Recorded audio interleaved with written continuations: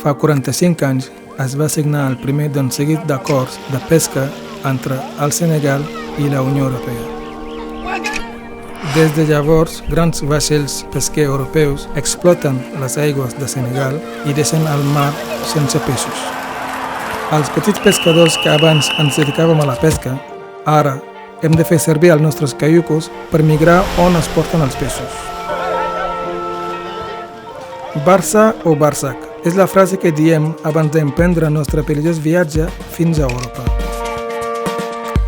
Significa Barcelona o mort, Europa o mort.